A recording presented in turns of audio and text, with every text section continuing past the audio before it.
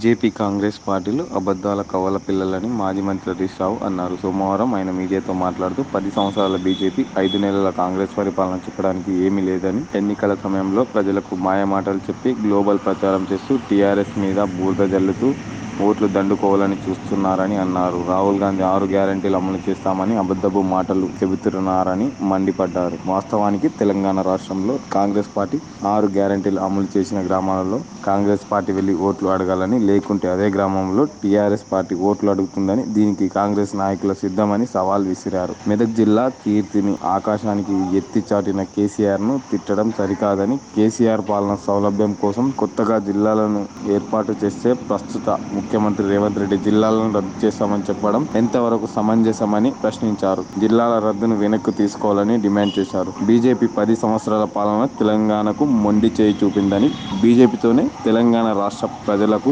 ఒరిగిందేమీ లేదని అన్నారు. ప్రజలు ఆలోచించాల్సినటువంటి అవసరం ఉంది. ఇవాళ రేవంత్ రెడ్డి గారు జిల్లాలు రద్దు చేస్తా అంటే ఇలా సంగారెడ్డి జిల్లా పోతుందా, మెదక్ జిల్లా పోతుందా, సిద్దిపేట జిల్లా పోతుందా? ఉన్న జిల్లాలను పోగొట్టడం కోసం కాంగ్రెస్ పార్టీ కోల్తేయాలి. ఇప్పటి వరకు కాంగ్రెస్ పార్టీ దీన్ని నోరెత్తలేదు. నేను అడుగుతా ఉన్న, డిమాండ్ చేస్తున్న రేవంత్ రెడ్డి గారు, జిల్లాల రద్దును ప్రకటనను మీరు ఉపసంహరించుకుంటారా లేదా?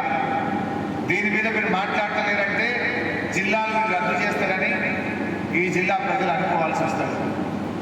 ఎందుకంటే గత కొద్ది రోజులుగా మేము మాట్లాడుతున్నాం, మా కేసీఆర్ గారు మాట్లాడుతున్నారు, లేదు మేము జిల్లాలు రద్దు చేయమని మీ ప్రకటన మీరు వెనక్కి తీసుకుంటలేరు అంటే జిల్లా రద్దు చేయడానికి ఇలా కుట్ర పడ్డది. మీరు జిల్లాలు రద్దు చేస్తారన్నటువంటి కాంగ్రెస్కు మెదక్ జిల్లా ప్రజలు, నర్సాపూర్ ప్రజలు గుణపాఠం చెప్పాలని చెప్పి కూడా నేను పిలుపునిస్తా ఉన్నాను. నిజంగా డబ్బులు ఇచ్చుంటే ఆ ఓట్లు మహిళలందరూ కాంగ్రెస్కి వేయండి.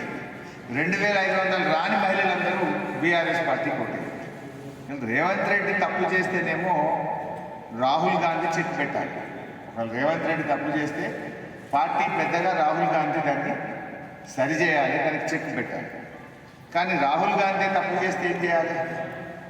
రాహుల్ గాంధీ ఈయన 2500 రూపాయలు ఇస్తున్నామని చెప్తే, రాహుల్ గాంధీ గారే అమలు కానీ 6 గ్యారెంటీలు అమలు చేస్తున్నామని చెప్తే దీన్ని ఎవరు సరిచేయాలి?